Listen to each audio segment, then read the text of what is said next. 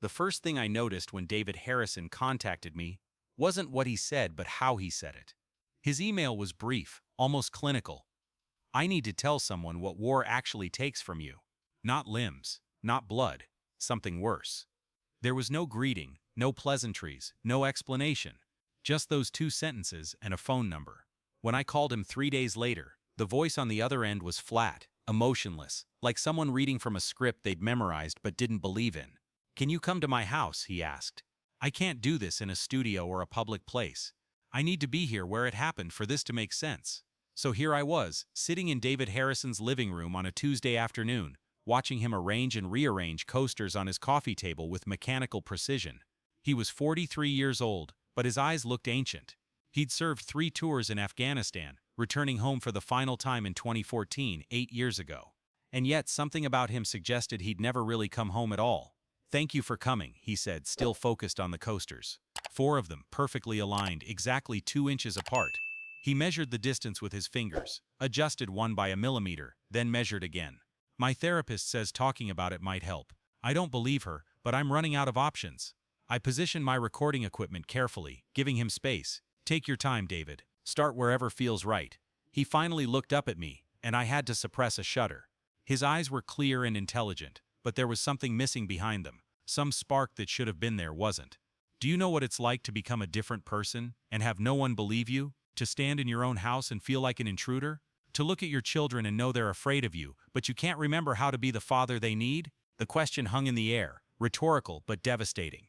"I came home on a Thursday," David began, his voice taking on that flat quality again. "November 13th, 2014. I remember the date because it was supposed to be a new beginning. The war was over for me. I'd survived 3 deployments. I'd seen friends die, killed people I'd never met, lived in a state of constant vigilance for so long that normal life felt like a foreign language." He paused, his hands going still on the coasters. "My wife, Jennifer, she picked me up from the base. Our kids were in school, so it was just us in the car for the 30-minute drive home. I'd been dreaming about that moment for months, about seeing her, holding her, starting our life again." His voice cracked slightly, the first emotion breaking through. "She drove. I sat in the passenger seat, and I couldn't speak, couldn't say a single word. The silence in that car was so loud I thought my eardrums would burst." "Why couldn't you speak?" I asked gently. "Because I didn't know what to say. Because the man she'd said goodbye to 3 years earlier no longer existed, and I didn't know how to explain that the person sitting next to her was someone else wearing his face." David stood up abruptly and walked to the window, his back to me. "She tried. God, she tried. She talked about the kids, about her job, about renovations she'd made to the house, normal things, wife things, and every word felt like a bullet I was dodging. But nothing could have prepared him for what came next. We got home around 2 in the afternoon. The house looked exactly like I remembered and completely alien at the same time. Too clean, too quiet, too safe. Jennifer opened the door, and I stood on the porch for 5 minutes, just staring at the threshold. She thought I was being emotional, taking in the moment. But really, I was scanning for threats, checking sightlines, mapping exit routes, planning where I'd position myself if we came under attack. He turned back to face me, and I saw something terrible in his expression, a kind of desperate honesty that suggested he'd given up on being understood, but couldn't stop trying.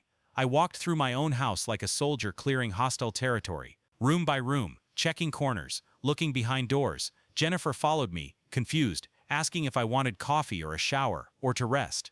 And I couldn't explain that rest wasn't possible anymore, that I'd forgotten how. David sat back down, but this time on the edge of the couch, his posture rigid, ready to move at a moment's notice, even here in his own living room. The kids came home at 3:30. Sarah was 9, Michael was 7. I'd missed so much of their lives across 3 deployments, birthdays, school plays, first lost teeth. I'd video called when I could, sent letters, counted down the days until I could hug them again. His voice dropped to barely a whisper.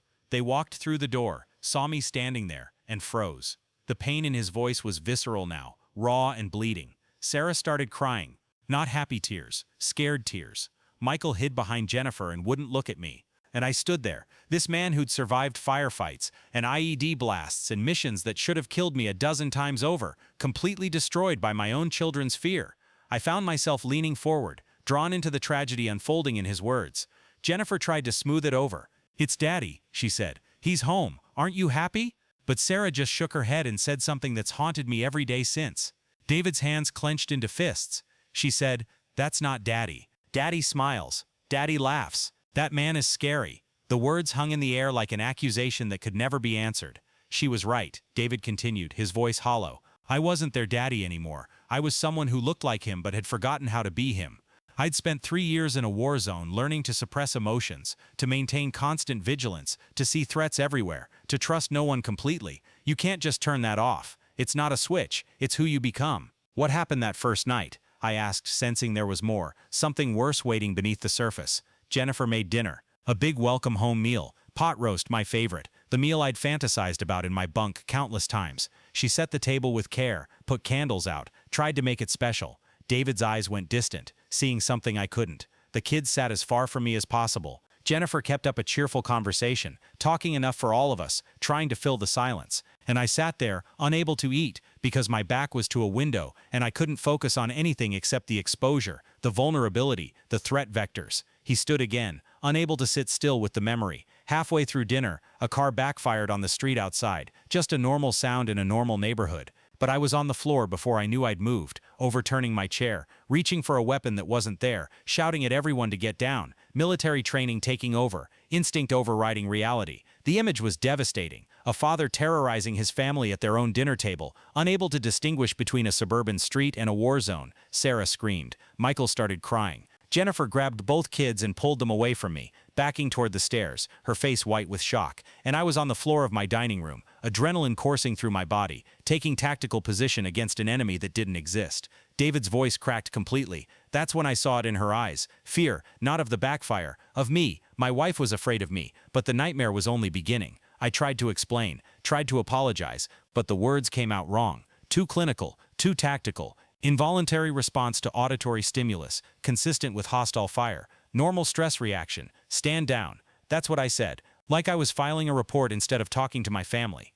David walked to a bookshelf and picked up a framed photo. It showed a younger version of himself, smiling broadly with his arm around a pregnant Jennifer, both of them laughing at something outside the frame. He stared at it like an artifact from a lost civilization.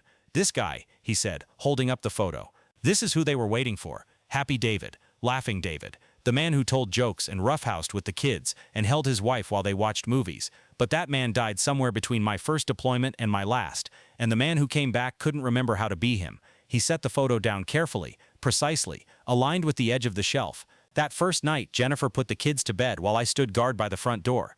Couldn't help it. It's what you do in hostile territory. Maintain perimeter security. She came downstairs around 9, found me standing in the dark, and asked if I was coming to bed. I said I'd sleep downstairs, needed to maintain situational awareness. She looked at me like I was speaking a foreign language. Did you sleep? I asked. Soldiers don't sleep. We rest. Brief periods of reduced alertness while maintaining readiness to engage. I'd been doing it for 3 years. I didn't know how to do anything else. David returned to his seat, resuming that rigid posture.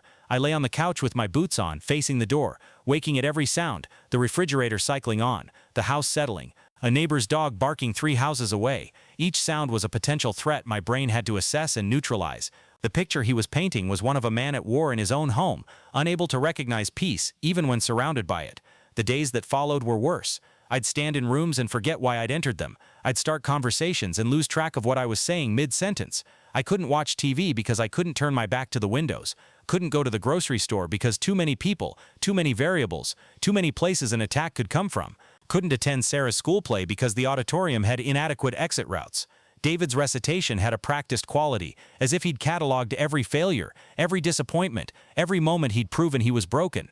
Jennifer tried everything. She'd plan family outings, but I'd find reasons we couldn't go, security concerns, tactical disadvantages, exposure risks. She'd try to talk to me about feelings, but I'd respond with situation reports and threat assessments. She'd reach for me in bed. Those first few weeks I agreed to sleep upstairs, and I'd flinch away, unable to tolerate unexpected touch. Did she understand what was happening to you? I asked, though I suspected I knew the answer. She tried to. She read books on PTSD, went to support groups for military families, arranged counseling appointments I mostly missed because I couldn't explain to a therapist that the real problem wasn't bad dreams or flashbacks. The real problem was that I'd become someone fundamentally different, and there was no path back to who I'd been. But the breaking point was still coming. I could see it in the way his hands trembled slightly, the way his jaw clenched. 3 months after I came home, I woke up at 2 in the morning to Michael standing beside my bed. He'd had a nightmare, wanted Daddy to check his room for monsters. Normal kid stuff, the kind of moment I dreamed about while deployed. David's eyes filled with tears for the first time, and I didn't recognize him. For 5 seconds I saw an enemy combatant approaching my position in the dark. My hand went to his throat before my conscious mind caught up. The horror of what he was describing hit me like a physical blow. I didn't hurt him. Thank God I didn't hurt him. I stopped myself. But Michael saw it. Saw his father's hand reaching for his throat. Saw the look in my eyes. The look that had been trained into me. The combat instinct that doesn't distinguish between enemy soldier and 7-year-old son in the dark. David wiped his face roughly with both hands. He ran, screaming. Jennifer came running, found Michael sobbing in her arms, trying to explain that Daddy tried to hurt him. And I stood there trying to explain it was an accident, a reflex. I didn't mean it. I thought He stopped, and then I heard what I was saying. I thought my son was an enemy combatant. In our home, in America, 3 months after coming back, and I realized I was insane. The war had made me insane. The word hung in the air, stark and terrible. Jennifer took the kids and stayed at her mother's for a week. I stayed in the house alone, and it was the first time I felt almost comfortable since coming home. No one to protect, no civilians in the tactical zone. Just me and the threats I could see everywhere, in every shadow, every noise, every moment. Did they come back, I asked, though the fact that we were sitting in his house suggested a complex answer. Eventually. With conditions. I had to start serious therapy, not just the VA counseling I'd been half attending. I had to agree to sleep in the guest room indefinitely. I had to promise that if I felt off or triggered, I'd remove myself from the situation immediately. Essentially, I had to agree to be a guest in my own home, a controlled presence that could be managed and contained. The bitterness in his voice was like acid. So I did it. Started intensive therapy with a specialist in combat trauma, learned the language, PTSD, hypervigilance, dissociation, combat stress reaction, got prescribed medications that dulled everything, made me feel like I was watching my life through frosted glass, attended group sessions with other veterans who understood in ways civilians couldn't. Did it help? I asked, though looking at him now, I could see it hadn't been enough. Yes and no. I learned to manage the symptoms, learned to recognize when I was slipping into tactical mode, learned techniques to ground myself in the present. But here's what nobody tells you about PTSD treatment. It doesn't give you back the person you were. It just teaches you to function as the person you've become. David leaned forward, his intensity increasing. I learned to fake smiles for the kids, practiced in the mirror like an actor learning a role, studied videos of myself from before deployment, trying to mimic that man's mannerisms, his tone of voice, his body language. I became a performance of who I used to be, and nobody seemed to notice or care that it wasn't real. The tragedy of what he was describing was staggering. A man so fundamentally altered by war that he had to pretend to be himself, to perform normalcy like a theatrical role. The kids slowly stopped being afraid, but they never really warmed to me either. I was dad in name, in function, but not in feeling. I drove them to school, helped with homework, attended their events, all the right actions but without the connection that makes them meaningful. They were polite to me, respectful, but not loving, not the way they'd been before I deployed. And your wife? I asked softly. Jennifer stayed. I give her credit for that. A lot of military spouses don't, and I wouldn't have blamed her if she'd left. But she stayed, and we lived like roommates who happened to share children. Polite, functional, completely absent of intimacy or real connection. The man she married was gone, and the man who came back looked like him but felt wrong in ways she couldn't articulate. He stood and walked to another photo, this one more recent. It showed the family at what looked like a theme park. Jennifer and the kids smiling at the camera, David standing slightly apart, his smile not quite reaching his eyes. This was taken last year, a forced family vacation Jennifer insisted on. She'd read some article about reconnecting through shared experiences. So we went to Disney World, stood in lines, went on rides, ate overpriced food, and the whole time I was doing threat assessments, mapping emergency exits, calculating how I'd protect everyone if an active shooter situation developed. The exhaustion in his voice was profound, the weight of maintaining constant vigilance crushing him visibly. That night in the hotel room after the kids were asleep, Jennifer asked me if I'd had fun, and I couldn't answer. Because fun wasn't a concept I understood anymore. I'd experienced the successful completion of a mission with minimal security risks. But fun, joy, those were casualties of war just as surely as the friends I'd left in body bags. But there was more. I could feel it, the real reason he'd called me, the confession he was building toward. 6 months ago, Sarah turned 14, becoming a young woman, developing interests and friendships, and all the normal teenage things. She'd been invited to a party, wanted to go, needed a ride. Jennifer was working late, so it fell to me. David's voice took on a different quality now, something darker, more desperate. I drove her to the party. Nice neighborhood, good families, completely safe by any objective measure, but I couldn't make myself leave. I parked down the street and watched the house for 3 hours, monitoring who came and went, assessing potential threats, maintaining overwatch on my daughter's position. I felt a chill run down my spine. Sarah came out at 9, when the party ended, saw my truck parked down the street, walked over and got in without a word. We drove home in silence, and when we got to the house, she turned to me and said, "You're not getting better, are you? You're just getting better at pretending." The observation from a 14-year-old cut deeper than any professional diagnosis could. I tried to explain, told her I was just being careful, that the world is dangerous, that fathers protect their daughters. And she said, "Normal fathers don't stake out parties like surveillance operations. Normal fathers trust that their kids will be okay for a few hours. You don't trust anything. You don't feel anything. You're just running protocols." David's voice broke on the last word. She was right. That's exactly what I was doing. Running protocols, following procedures, executing threat management strategies, but not living, not feeling, not being human in any way that mattered. "What did you say to her?" I asked, my voice tight with emotion. "Nothing." I sat there in the truck, engine running, realizing that my 14-year-old daughter understood me better than I understood myself, that she could see what I'd spent 8 years trying to hide, that the man who came home from war wasn't her father, just a damaged echo of him, going through the motions of a life he couldn't actually live. He returned to the couch, sitting heavily, all the energy draining from him.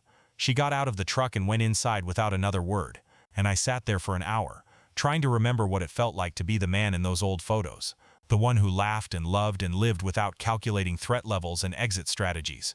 But I couldn't.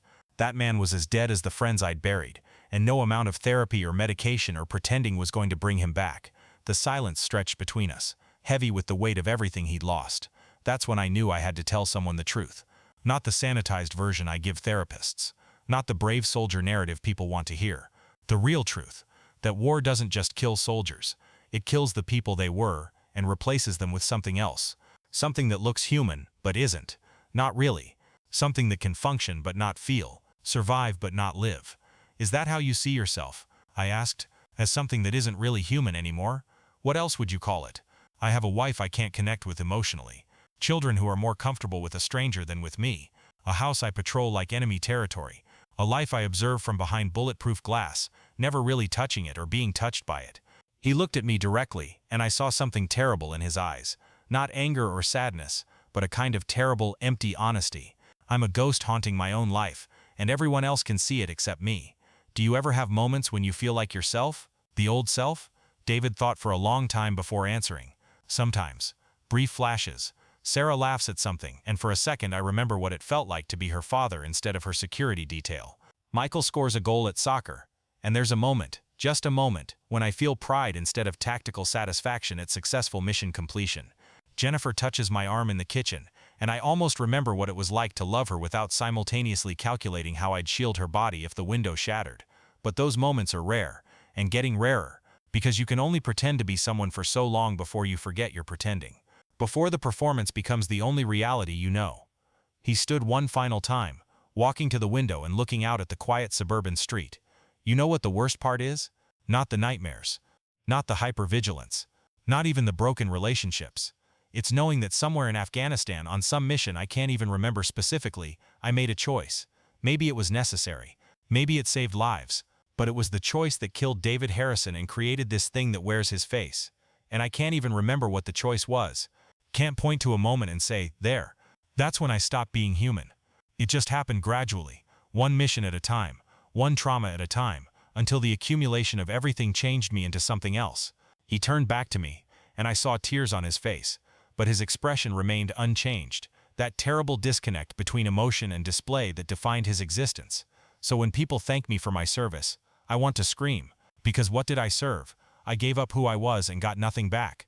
No victory, no peace, no purpose that justified the cost. Just this half-life, this existence where I'm present but not really here, alive but not living, surrounded by family that doesn't recognize me because I don't recognize myself. The recording equipment hummed softly in the silence that followed. Outside, normal life continued, Cars passing, neighbors walking dogs, children playing. The ordinary world that David Harrison observed but could no longer truly inhabit. "Why are you telling me this?" I asked finally. "What do you hope sharing it will accomplish?" David wiped his face with his sleeve, a gesture that looked awkward and unpracticed. "Because maybe somewhere there's another soldier coming home who still has a chance. Maybe if they hear this, they'll understand that you can't just push through it, tough it out, hide the damage and hope it heals. Maybe they'll get help before they become what I am. A cautionary tale, a ghost story, a warning about what happens when you lose yourself and don't even notice until it's too late. And for yourself, what do you hope this accomplishes for you?" He smiled then, a real smile, but it was the saddest thing I'd ever seen. "Nothing. There's no fixing this. No happy ending. No redemption arc. I'm not sharing this so people will tell me it'll get better, or that I'm brave for speaking out. I'm sharing it because it's true, and because even if I can't be human anymore, I can at least be honest. That's all that's left." We talked for another hour after that. David told me about the medications that didn't work, the therapies that helped but couldn't heal, the support groups where everyone nodded knowingly because they were all ghosts too, haunting lives they no longer really lived. He told me about Jennifer's patient sadness, the way she'd grieved for her husband while he stood right next to her, about Sarah's careful distance, maintaining affection but not closeness, loving a memory rather than the man, about Michael's confusion, too young when David deployed to really remember the before, knowing only this strange, hollow version of a father. As I packed up my equipment, David walked me to the door. His hand was on the knob when he said one last thing. "People talk about the cost of war like it's measured in casualties and equipment and dollars. But the real cost is invisible. It's measured in men who came home but never really arrived, in families that stayed together but fell apart, in lives that continued but stopped meaning anything." He opened the door, and late afternoon sunlight flooded in. "I'm one of those costs, a line item on a balance sheet that no one sees and everyone ignores. And there are thousands more like me, walking around looking normal, pretending to be human while we slowly disappear into the gap between who we were and who we are." I shook his hand, felt the firmness of his grip, the strength still there even if everything else was gone. "Thank you for your honesty, David." He nodded. "It's all I have left." I walked to my car and drove away, watching him in the rearview mirror, standing in his doorway, rigid and watchful, a sentry guarding something that was already lost. A man who came home from war only to discover that home no longer existed, not because it had changed, but because he had. And somewhere in Afghanistan, in a grave marked or unmarked, in a moment remembered or forgotten, the real David Harrison was buried. What remained was just a ghost, a very patient, very tired ghost, who'd forgotten how to leave.